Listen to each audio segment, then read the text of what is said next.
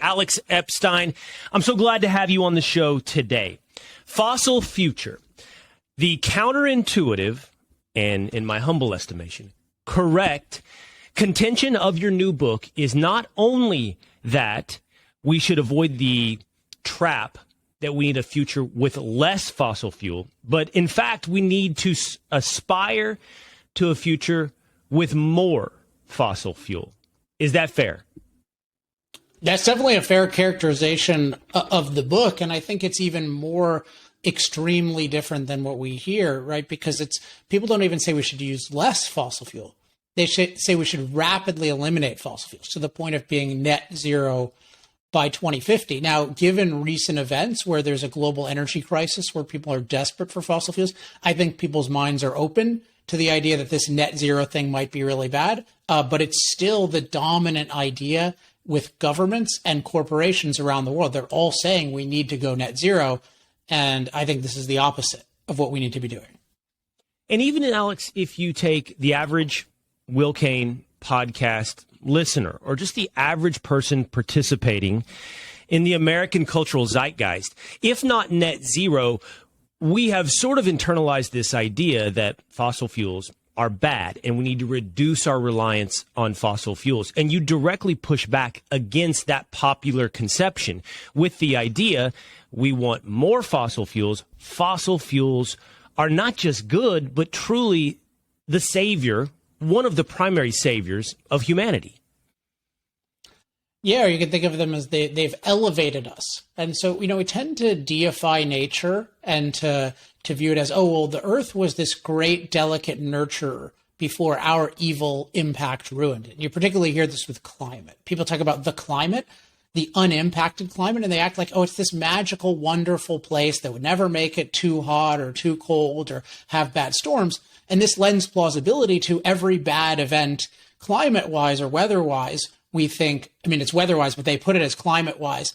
It's, oh, this shows that our impact is ruining the earth. And just if you look at climate in particular, this is a documented fact, and it actually should be common sense if you look at reality, is that the rate of climate-related disaster death has gone down by 98% over the last 100 years. So just think about that. The chance of you dying from a climate-related disaster like a storm or flood or heat wave or cold snap is 1/50th of what it was 100 years ago. So this just totally explodes the narrative because we're taught that, well, we've made the climate bad and it's going to get worse. And what this points to is that the natural climate is not this wonderful place. It's actually a very dynamic and dangerous place. And the thing that matters most is our ability to master it. So to alleviate drought via irrigation and drought relief convoys, to use heating and air conditioning, to use sturdy weatherproof buildings, etc. And then the broader point is that nature is not a very good place. And how good the world is for human beings depends on our ability to master nature. And what fossil fuels do is they give us the low-cost, reliable energy to power a huge number of amazing machines that allow us to master nature by being incredibly productive and prosperous. And I think people just have the totally wrong perspective about the earth and fossil fuels' role on the earth. So what you just laid out about the optimal vision of nature, of climate, of the earth is a value proposition question. And I should point out that you are a philosopher by training, which in the book you lay out has given you the framework in how to think, how to approach this solution, how to approach this potential problem. I want to come back to the value proposition and our hierarchy of values in a minute, because I think our conversation, and for that matter, I think your book is bigger than climate change and it is bigger than fossil fuels. And even if someone is not interested in what they think is a political food fight or even a problem for humanity that it's too big to wrap your mind, much less our arms around, even if their approach to the climate is in one of those two positions, your book is actually fascinating from a philosophical perspective. What is most important to you in this life? But before we get there, I want to go back to something you just said. You said people don't know that climate-related deaths have gone down. There is so much ignorance around the climate and fossil fuels and what's happened to prosperity and death over the last, century. Why is that? Why do we know so little about something that holds so much passion? It's a really interesting question. So on one level, you could say our educational system, or what I call more broadly our knowledge system, so the set of institutions and people that are supposed to give us expert knowledge and guidance, have totally failed. And one example I bring up in chapter 4 to really hammer this home is a survey done in the UK of college-educated adults about what's happened to the rate of extreme poverty, which is essentially the number of people or percentage of people live on less than $2 a day. So it's very clearly documented that this has been one of the greatest achievements in human history to bring it down from over 40%, so more than 4 in 10 people, let's just say 1980 when I happened to be born. So more than 4 in 10 people lived on less than $2 a day, adjusted for inflation. Now it's 1 in 10 or less. So that's literally billions of people whose world is so much better. Today's world just gives them so much more of an opportunity to prosper and, as I would put it, flourish. And yet, when what did the survey say? Only 13% of people, I think it was 12% of people said that extreme poverty had improved. A larger percentage said it had stayed the same, and something like 55% of people thought it had gotten worse. So you have the world getting dramatically better in this respect, and yet the college-educated adults think it's getting worse. If that's not a failure, I don't know what is. And if you think of the world as getting worse overall, then it's plausible that climate-wise we're more in danger. And it's plausible that because fossil fuels power the world, maybe they're responsible. Whereas if you recognize, hey, wait, the world is getting much better, we're getting far safer from climate, that points to, hey, maybe these fuels that are powering 80% of our machines, maybe they're actually really good. Maybe their benefits outweigh their side effects, just like a great antibiotic or vaccines benefits outweigh their side effects. Yeah, and in fact, there's a total unwillingness to engage in this cost-benefit analysis. And you point out in the book, you're not a quote-unquote climate change denier. And if you accept the premise that fossil fuels are contributing to some rise in global temperatures, that's just the beginning of the conversation. And then we talk about the benefits the fossil fuel brings. But why do you think, okay, back to the question of the ignorance for a moment. You actually print in the book several times, Alex, and when you and I are just meeting for the first time, one of my all-time favorite charts. And I believe it starts with an M. It's one of these colleges in England, but it shows human population over a long period of time, centuries, and the absolute hockey stick graph of human population explosion in the past 150 years, which has been driven by the Industrial Revolution, been driven by fertilization techniques, genetic modifying food, and the use of fossil fuels. But that realization is totally lost on the average person out there who says, as you just said, oh, the world is getting worse. And it's because, in my estimation, there's no willingness to engage in a cost-benefit analysis, and every conversation about the climate, as you point out, is catastrophized. It's always the world is coming to an end. AOC, the world is coming in what, 12 years? Greta Thunberg, the world is coming to an end. I don't know what her current prediction is, 30 years maybe. Everything has been catastrophized. Yeah, so so the chart you're mentioning, I think, is the most important chart. And so just to give an indication, it shows 4 hockey sticks. And so the hockey stick shape of it being flat and then going dramatically up in a very short amount of time. And so what's interesting is the hockey sticks are populations, a number of people on Earth. And most people would think, oh, if that's going up like a hockey stick, well, life expectancy and resources have to be going down because we're taught that the planet is this delicate nurturer and that if we consume too many of its, finite resources, it's going to be ruined. But what you find is that life expectancy also goes in a hockey stick. And income, which is the amount of resources we have access to, also goes up. And so there's just this miraculous improvement in human life. And I call these the human flourishing hockey sticks. Human flourishing means human beings living to their highest potential. And you just see the earth goes from a place that's very inhospitable to human flourishing to a place of pervasive, or at least widespread human flourishing. And one thing is, why aren't people fascinated by this? Why aren't people obsessed with how did this happen and how can it keep happening? And one reason is, well, we're so ignorant that we think it's actually getting worse. So there's not even this curiosity. And then the fourth hockey stick I show is CO2 emissions. So we're taught to think of CO2 emissions as catastrophic, but at least so far they correlate perfectly with the world improving. And the point I make is it's not that the CO2 emissions themselves make that big a difference one way or another. It's that the energy that emitted the CO2, namely fossil fuel energy, has for the first time made low-cost, reliable energy available to billions of people, which has allowed them to go from a manual labor world to a machine labor world where we have machines that can do dozens or hundreds or sometimes even thousands of times more work than we can. And in terms of, there's this question of why are we ignorant? And so on one level, it's the institutions have kept us ignorant.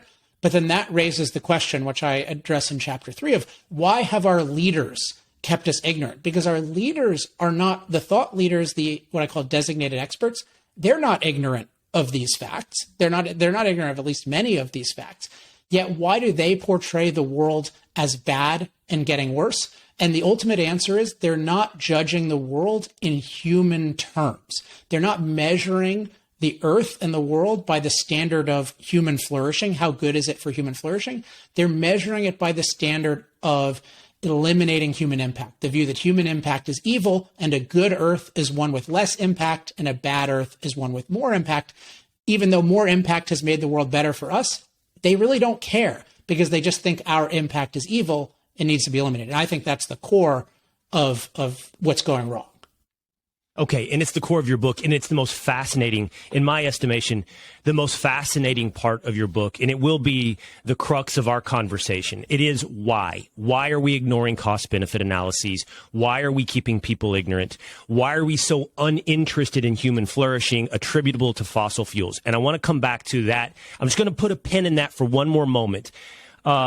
And I want to you're good at setting these things up, by the way. I like this. I like, well, you're really a professional. We can, not that anyone was questioning it, but well, I don't know awesome. that I'm a professional as much as I'm a genuinely curious person who had read in on many of these things before you laid it out so deeply in your book, but hadn't brought it together and hadn't addressed that question as to why. But before we get to the why, so one of my favorite stories, one that's not in your book, by the way, is the story of Malthus. You know, in the early 1800s, Malthus predicted overpopulation. He looked at current food supplies and said we would be arriving at this catastrophic place in the world where humans were dying of starvation. Malthus was, on paper, right by the calculations, but he was wrong in understanding human innovation and what would happen in the coming 100 years.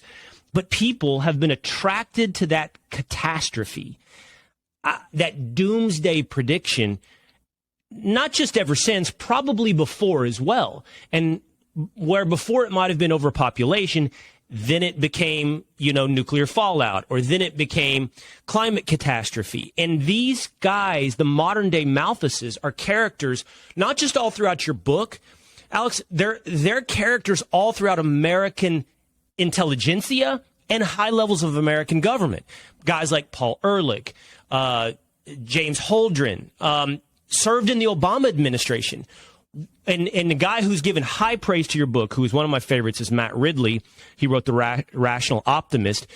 Why is it we're continually listening to these doomsday prophets who, if we just take a second and look at them like we have Malthus, have been horribly wrong? They have their track record is terrible, and yet we continue to sell their books and listen to them and put them in high levels of government.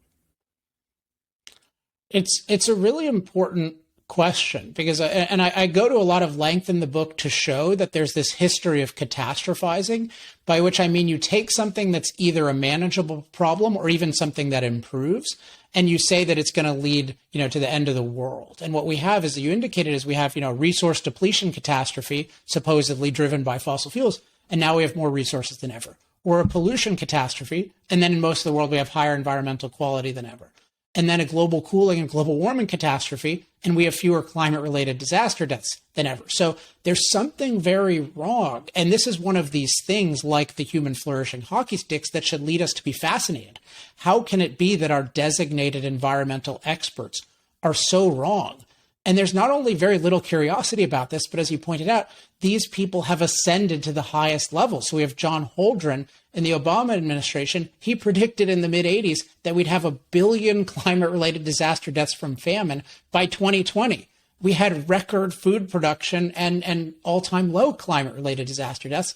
And yet those predictions, which were clearly wrong by the Obama administration, that got him to be the chief science advisor to President Obama. And so I think there are two basic reasons. One is what I indicated already, is that people aren't measuring the world by the standard of human flourishing. They're doing it by the standard of human impact as evil.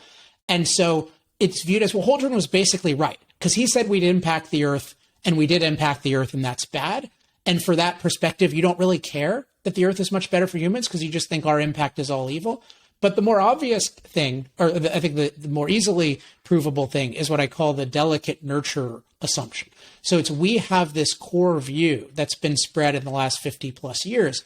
And it's a really primitive, bizarre view, but it's that the earth exists in a delicate, nurturing balance that human impact ruins. And I think of it as the unimpacted earth is viewed as stable, sufficient, so it gives us enough resources, and safe, but our impact will destabilize all of this and ruin everything. And this just has no basis in reality, but it's taught everywhere.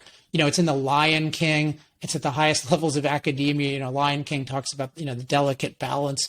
And so what we have this fear that the next impact is going to ruin everything. Whereas if you have a rational view of the earth, which I call the wild potential view, that nature is dynamic, deficient, and dangerous, and that human impact, if it's intelligent and productive, is crucial to human life and good, then you start seeing the earth as this place that's ever changing, that's short on resources, and that's high on threats.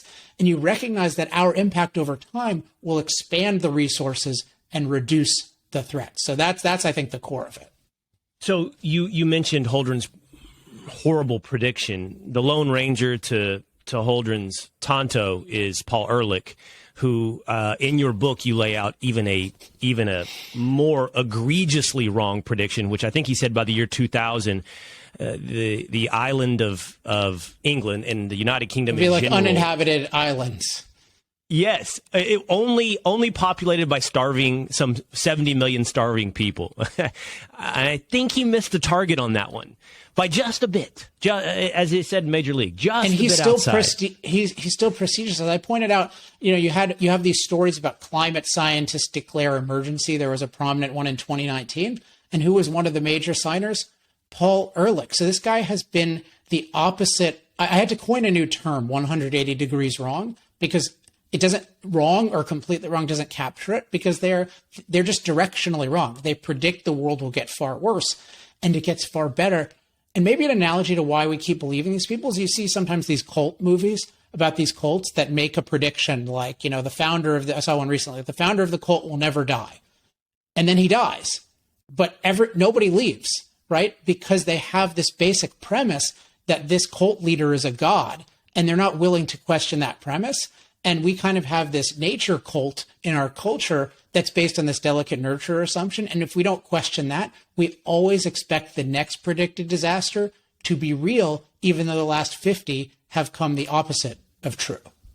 So, yeah, and I think you're right, by the way. I think there's a reason we stand at the edge of a tall building. And I think there is within the human condition a bit of attraction to the end times, to the apocalyptic scenario. And the prophets that constantly preach doomsday will continue to always have an audience. It's you're the philosopher, but it's philosophically perplexing that it is part of our nature. And I think even on the individual basis, not just culturally, that we have this thing inside of us that pulls us towards the abyss. And I think that we'll always have a market. I think that we'll always have a place. It's just different today. Instead of being some weird niche cult, wearing Nikes in Southern California, worried about Halley's Comet, it's now at the highest levels of our government. Which leads me to this, and here's the tie that binds, the question I've teased for too long. Why? Why is it that people have ignored evidence, these people now, these experts, the ones that push the climate, and you make a distinction between climate scientists and essentially climate evangelists.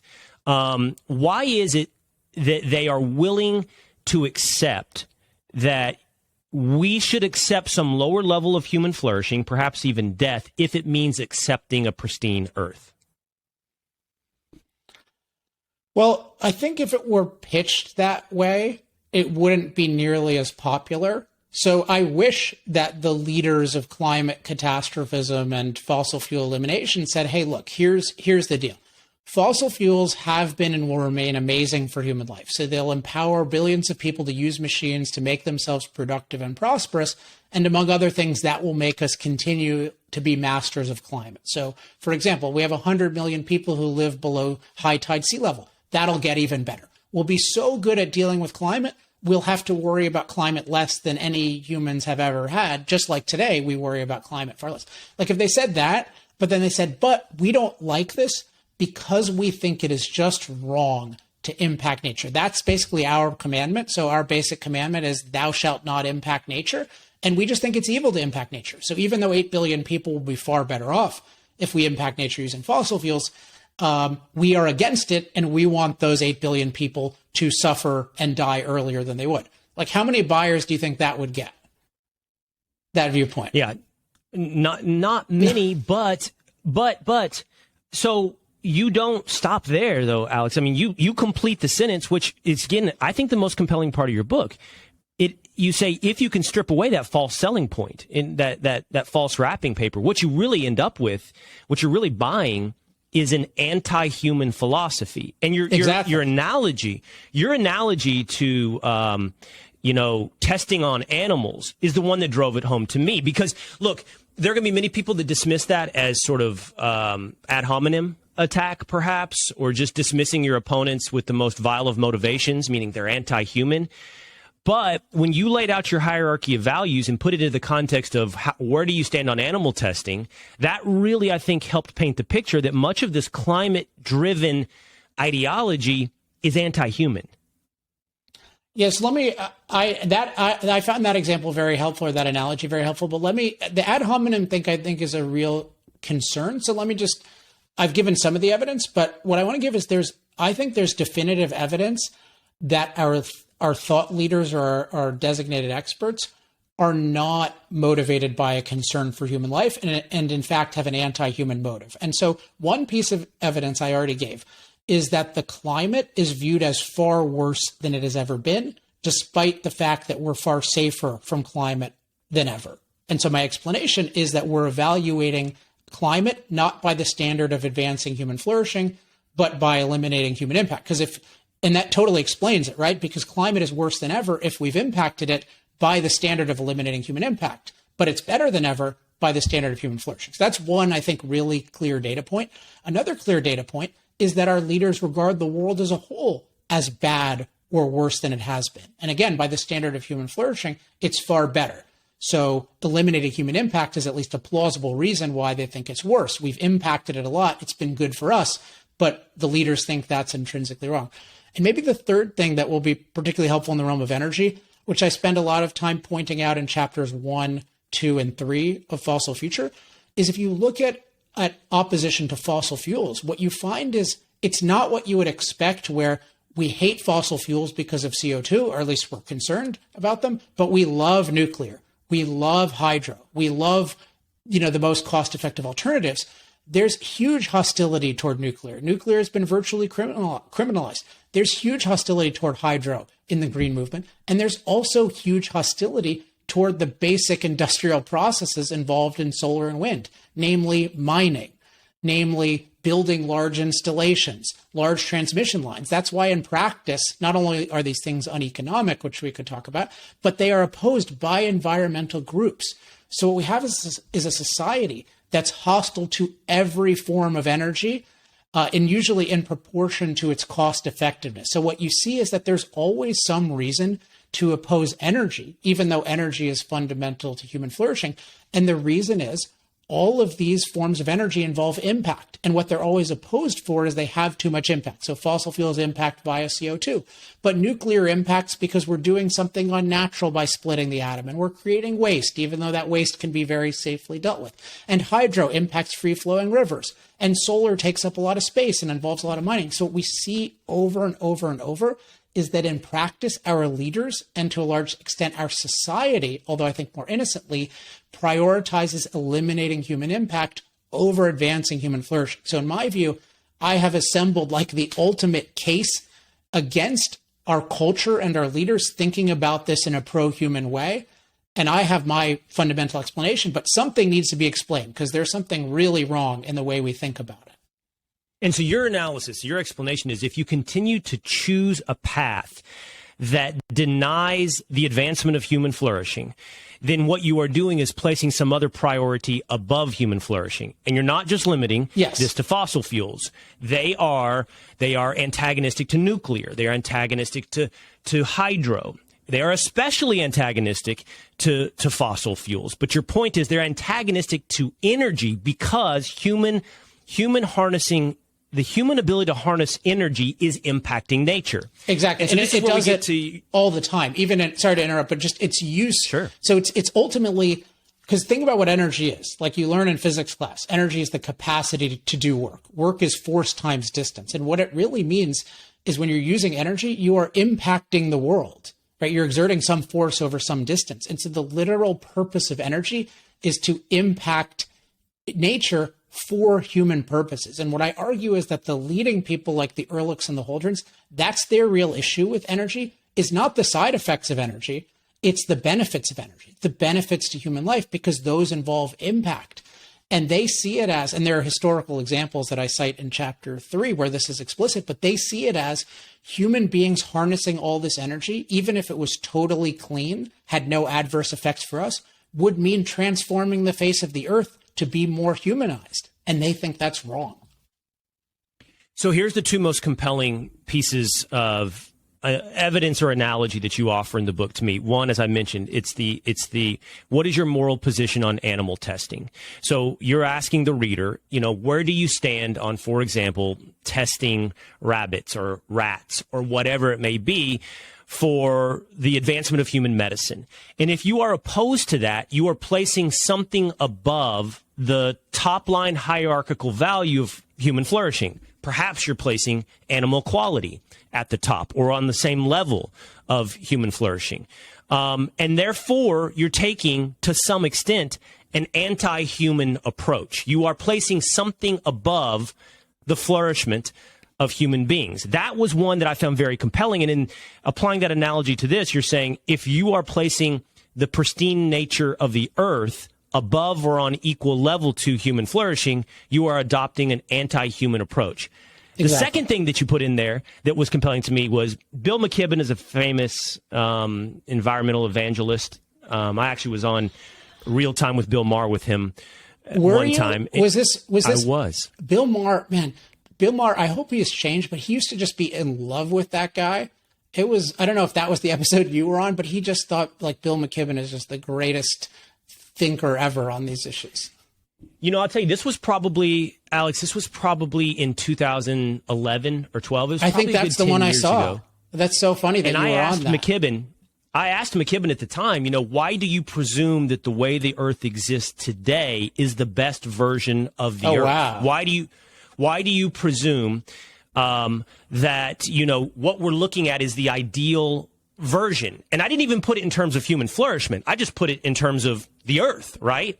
And he goes, well, what are you going to replace Iowa with? When you heat up the climate and you no longer can produce wheat in Iowa, how are you going to replace Iowa? And I think I don't think that he offered the suggestion that it would be Canada, but he just moved to some extreme question of why today is ideal, which is also odd because they profess that yesterday was more ideal than today. So I don't know. But here's what I'm getting at. You also pointed to a book review of Bill McKibben's by a Los Angeles Times writer where he says in the book, basically, we need people to die. He lays out this anti-human mindset by saying, that McKibben is writing, and he agrees with the premise, we just need people to die.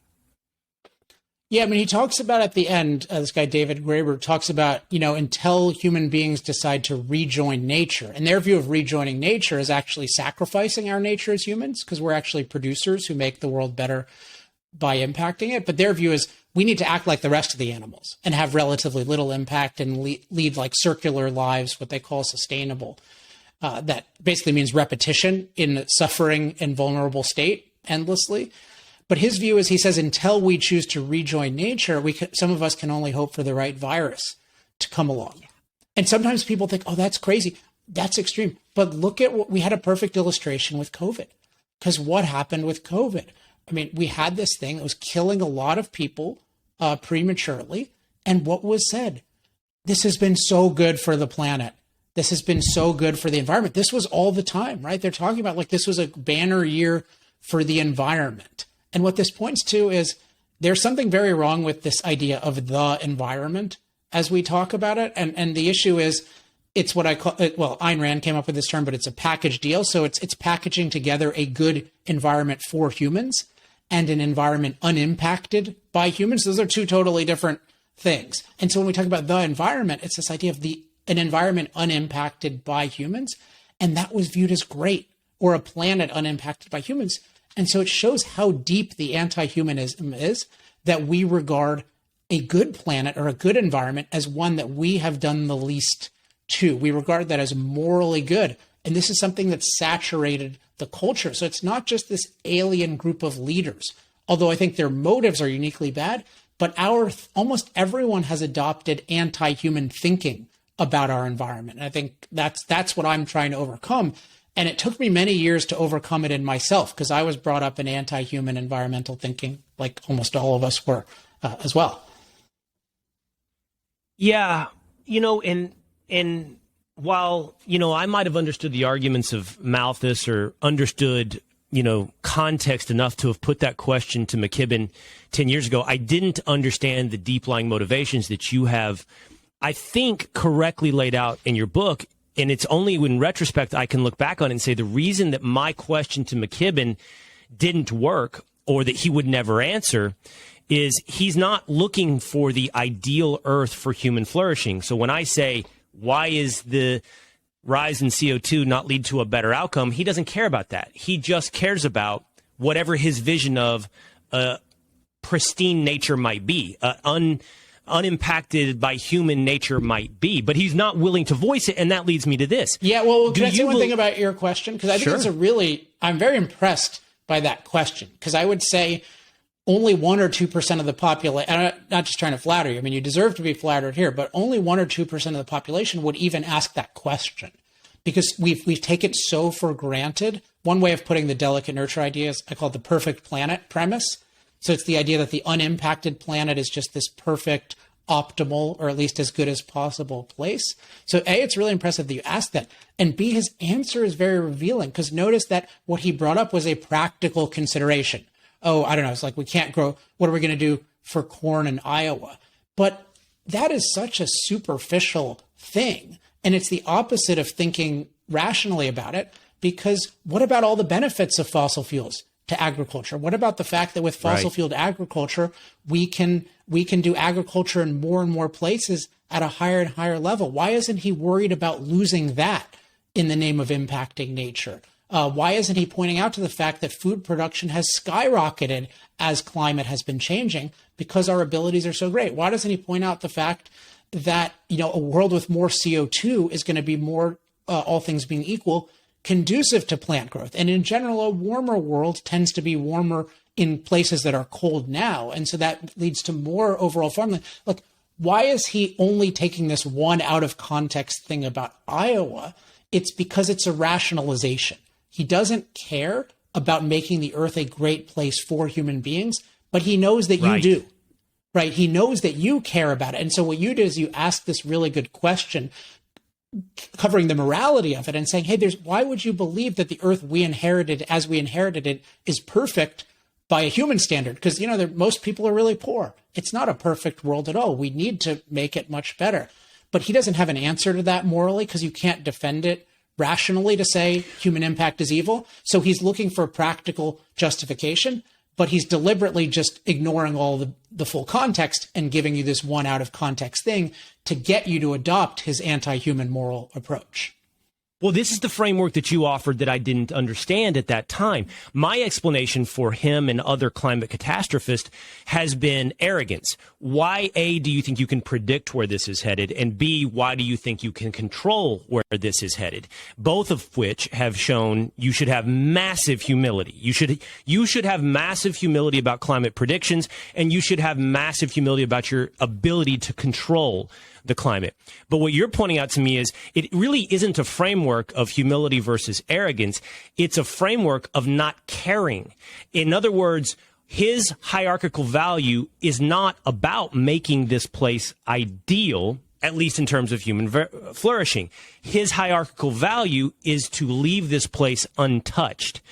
And that changes now, in my understanding, why they are okay with being wrong, why they are okay with adopting these policies. But my question for you is, I don't think the average person out there, look, Alex, I think the vast majority of us, you said, I know you're a snowboarder. I know at one point you said you were an environmentalist.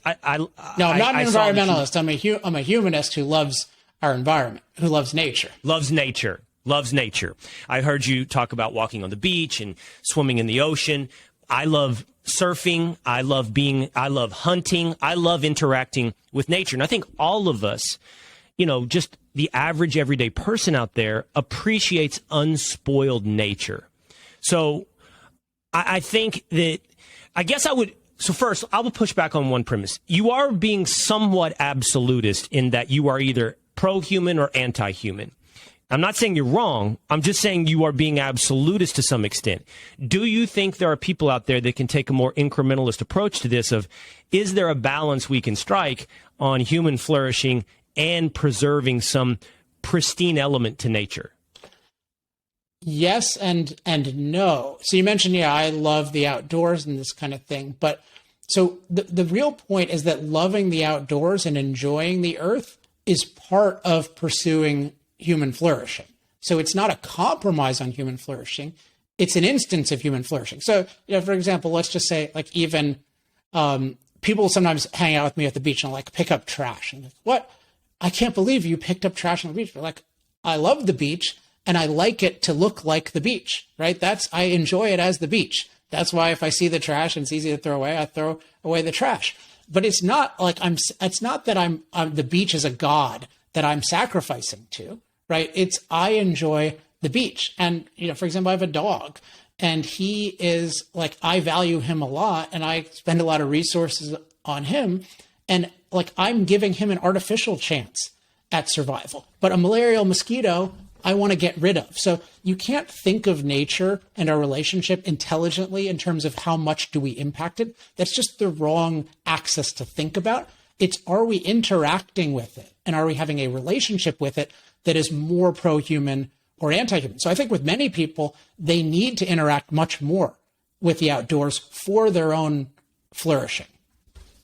So I want to play devil's advocate now then for a moment. And I'm not even sure I'm being fully devil's advocate because I'm probably struggling with some of these same tensions. Look, I think climate change is a largely overblown crisis. I buy your argument that we're headed in a good direction. Fossil fuels have absolutely unleashed human flourishing. And I still love unspoiled nature. So would you, if instead of seeing trash on that beach, if you saw a massive nuclear plant on that beach, would it give you pause? No, I mean, a nuclear plant is one of the safest things in the world, so it wouldn't give me pause safety wise. And in San Onofre, we had a beautiful nuclear plant. I ride what's called the one wheel, and I've ridden my one wheel around that, and that's great. And I've gone down there and surfed in nearby areas. It's just a matter of,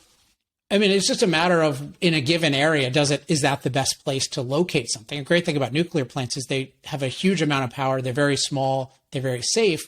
There's lots of stuff we can do, but there's one thing you said about, there's something you said that I wanted to, do you remember the beginning of your question? Because there's something that, I hate when I forget something, but I'll remember, but it has to do with unspoiled nature. And I just think of it, I really think of it as you want a relationship with nature that is pro-human. And part of that is, it's unspoiled nature. So I want to push back on that.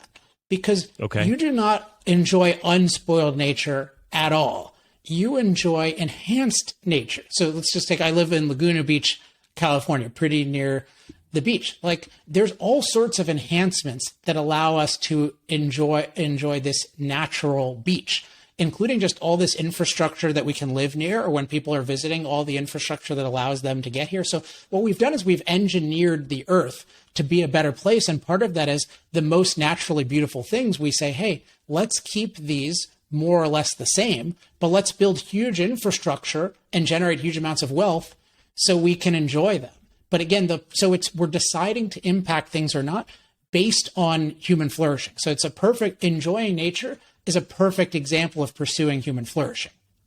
And I buy your argument. If we had dropped in to the Americas in I'm gonna predate, European colonists. If we had dropped into America in the 1500s and we had seen, Native Americans, yes, they would have been interacting with nature, but they would have been suffering at the hands of nature. And the use of fossil fuels has allowed us to specialize and actually reduce our workload to where we can enjoy nature, not just survive in nature. So I do buy your argument, but I'm not done playing devil's advocate.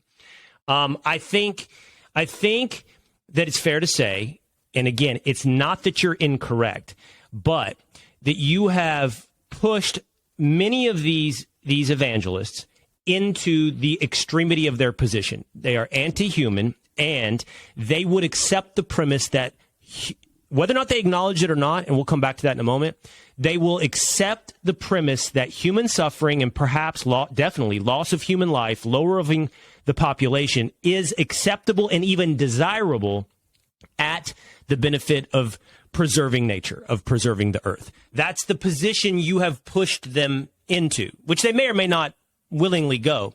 Let me push you into the extreme of your position. If human flourishing looked like all of us on this earth living in a completely industrialized planet, very little left of what we know of as nature, what that may be, forest and mountains and oceans that are blue. If we're living in, a world full of pods and we're all plugged in and we're completely removed from our natural environment, but we are flourishing, is that a good outcome for humanity? Well, but I know you're playing devil's advocate, but part of what's so unappealing about that is it's not we're flourishing. I mean, you see what do wealthy countries do? What do wealthy people do? I mean, one thing they optimize for fairly quickly is to have more interaction with the outdoors. Maybe that's a better term than nature, more ability to enjoy the outdoors. Certainly I'm an example of that myself. I mean, I think if you sort of measured wealth to nature exposure, outdoor exposure, I probably, relative to my wealth, spend a lot of it to be outdoors or near the outdoors and to enjoy different parts of nature. So I think actually what you find is that people, the richer you become, you enjoy nature more. And part of that is you have options. You have more survival and flourishing options that use less of the parts of nature that you want. So you just take, for example, what's called deforestation. Why does that go down? Well, when you need wood and animal dung for fuel, and that's all you can use, then you cut down all the trees. But once you have fossil fuels from underground, or ultimately, better yet, if you can do it, nuclear from underground, you're getting your resources from a much, much smaller space. And that gives you the ability to preserve the parts of nature that you want. So I think I'm glad you're asking all these questions, because so much of what makes this anti-human position palatable is that it packages itself with enjoying nature, which is an amazing thing. And I'm trying to split that package and say, no, to be for human flourishing is to be for loving nature, enjoying nature, and to be anti-human impact is to be against enjoying nature. Because if you don't impact nature enough, you can't enjoy it because you have a low life expectancy and very few options. And that's why we tragically have billions of people. Like, I was in Egypt recently and I was hanging out with somebody who is, he's one of the wealthier people in Egypt. Like, he has a good job and he was driving us around and this kind of thing. But he doesn't go on vacations. He's been, I think he's been to one other country for work. And it's just unbelievable, and we just think about, being low impact on nature, that's so great. But ultimately, Egyptian people are having less of an impact because they're less productive. We go into the reasons behind that and what needs to change politically. But there are billions of people for whom this idea of enjoying nature as a normal thing is not at all real. And one point I make in the book is we always need to think about, there are 5-6 billion people who are really poor by our standards. And they're that way right now. And they view today's world, if we entered their life, we would view the world as having gotten apocalyptically worse. So we always need to think about that, particularly because we're saying, let's go net zero, let's deprive these people of fossil fuels, and yet we're flourishing using fossil fuels. And it's one of the most persuasive parts of your book that you actually engage in the cost-benefit analysis of fossil fuels. You point out that fossil fuels, and I'm going to quickly move past the benefits, which is actually one of the better parts of the book. But to me, it's like, if you don't understand the benefits of fossil fuels, I don't know what world you're participating in. But you point out that cheap, cost-effective energy has obviously brought us temperature-controlled homes, light, transportation, food. It has literally made every aspect of life better. And you point out, by the way, in the book, go to Africa, where I can't remember what the percentage is. I know you know it, of people that don't yet have electricity, but it's enormous. And the quality of life is markedly less. I'm curious, though, because you were intellectually honest on doing the cost-benefit, what's the cost in your estimation? Is there a real cost to fossil fuels, to rising CO2 levels, to rising temperatures? It's not all a net positive, is it? Is there a negative on this ledger? Well, so you asked about the cost. So let's just talk about sort of the more obvious cost, or I often call it negative side effects. I find cost to be a little bit vague because it can mean both just what you pay for something and then harm done to you. And I don't put those in the same category. So if I talk about negative side effects, I think the most obvious one is when you're poorer, usually the fossil fuel that's easiest for you to use in large quantities is coal. And usually you're burning it in a way that's not particularly clean. And so that can have some adverse health effects. Now, fortunately, since technology has evolved so much, people using coal for the first time today are so much better off than people were 100 years ago. And if you have any kind of respect for rights, you'll do it in much better ways than, say, it's been done in China. But you can definitely have adverse air quality effects. You can have water quality effects. You can have waste disposal things. Now, there are ways of dealing with all these things, but the poorer you are, the more of those negative side effects you have to have.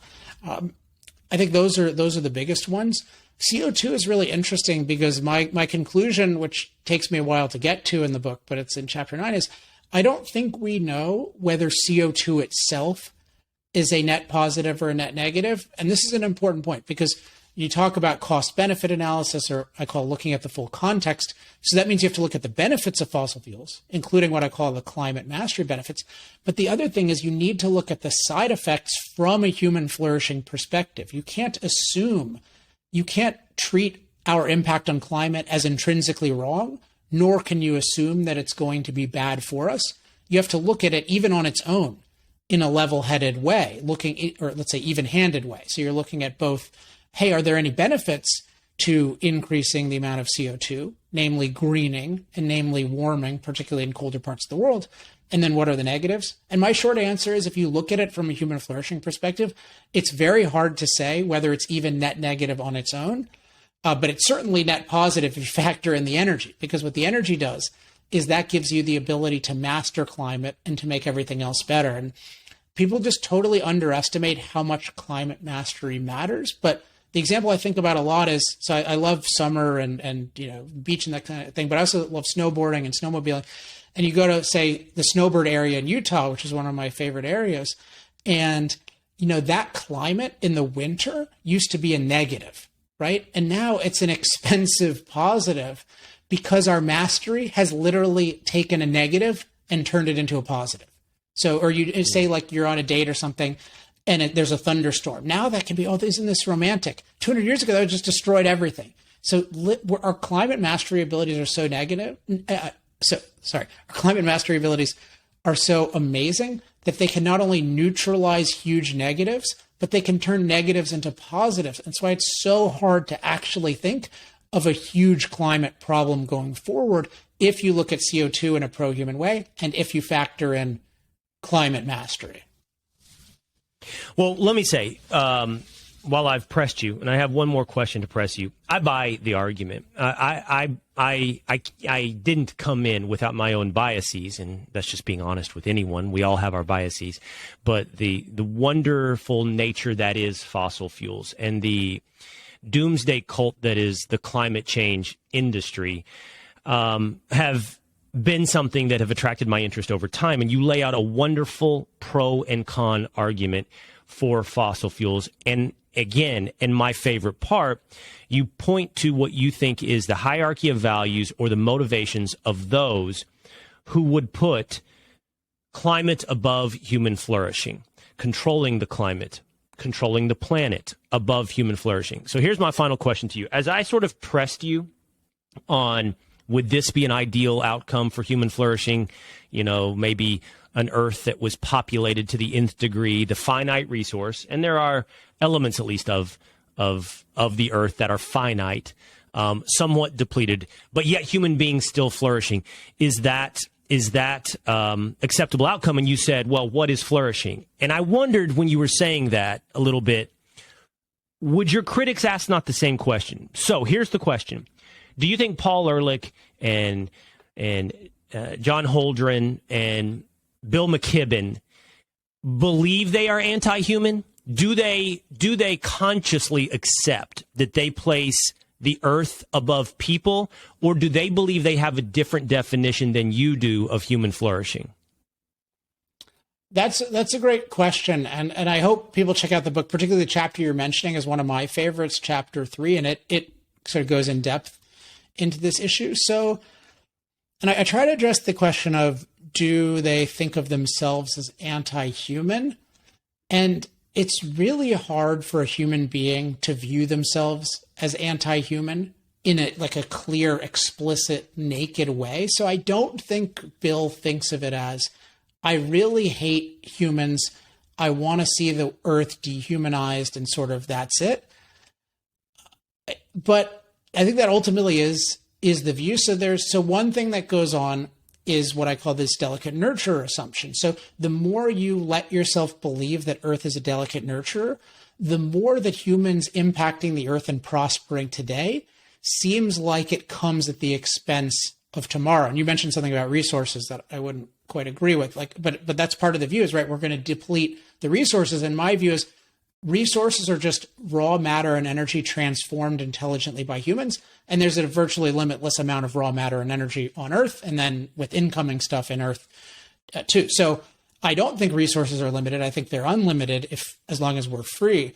But this idea that resources are scarce and we're running out of them, what that allows them to do is say, I'm not anti-human because I'm just pro-future. Right? I just care about future generations. And you see a lot of this trades on your children, your grandchildren. But once you get rid of this delicate nurturer dogma, then that whole argument about the future is exploded. Because in fact, what the future requires is, above all, us to innovate so that the future has more knowledge of how to master nature. Because that's really the thing that matters, right? The more you have an ability to master nature, the more you can build positively and the more you can neutralize. And I think another thing that I talk about in chapter 3 is people, they try to hide their anti-humanity and the anti-humanity of their ideas by packaging together things that don't go together. And I gave some examples of this, but you can think about when they talk about protect the environment, it's not clear, do you mean protect nature from human beings or improve the quality of nature, including industry, for human beings? So is it really, you just view it's wrong for us to impact things, so we shouldn't build anywhere, or you just want to lessen air pollution, water pollution? And that's not the way to think of it. You should think of it as, let's improve our environment, and we want to maximize our positive impacts and minimize our negative impacts. But they put it in deliberately vague ways so they can associate their anti-human aversion to human impact with pro-human things like less pollution and enjoying nature. So in the end, they don't explicitly view themselves as anti-human, but they are anti-human. And perhaps more provocatively, almost all of us have absorbed anti-human thinking. And I think one of the big things that Fossil Future achieves is it really helps you uncover anti-human thinking in others and in yourself. So I know that's challenging to people, but I'll be the first to admit I've had a lot of anti-human thinking myself. And so I'm very eager to share how to identify that and how to think about our world in a pro-human way with others. Well, and I'll be the second to admit then that I definitely, while most would say Will is an extreme far right Ayn Randian, full philosophical subscriber, I'm the second to you, I guess, here to admit that I clearly have some anti-human strains of thought because, like I said, I do retain this vision of, well, I would like this to stay pristine and beautiful for our enjoyment. But I will say this, and I want to say this for the audience, it doesn't really matter if you come into this with the interest that I have, which is I'm interested in fossil fuel, period. I'm watching a documentary on PBS, a very old one called Peak, about the history of oil, based on a book by Daniel Yergin. I love is it the Prize or Peak? The Prize. I'm sorry. It's the Prize. Peak could be peak oil, which is like a resource scarcity, which is also interesting. I was going to mention. But the Prize is really good. I was going to mention peak oil I would recommend earlier. that. Yeah, I was going to mention peak oil earlier when you were talking about resource depletion and those catastrophic predictions always being wrong. But no, it is the Prize. You're right. It's the Prize. And I've always loved the long view of climate as well. The point I'm getting at is this book is about more than oil, and it's about more than fossil fuels, and it's about more than the climate. This book is about philosophy and where you sort of line up your hierarchical values. And I think it's going to be really fascinating for you to check out Fossil Future. It's a book, I think, pretty one of the best ways to characterize it is it's written by a philosopher, Alex Epstein. So thank you, Alex. Hey, thanks, Will. Thanks for reading it, and thanks for reading it so thoughtfully. It was really fun talking to you. Hey, it's Will Cain. Click here to subscribe to the Fox News channel on YouTube. It's the best way to get our latest interviews and highlights. And click to subscribe to the Will Cain Podcast for full episodes right now.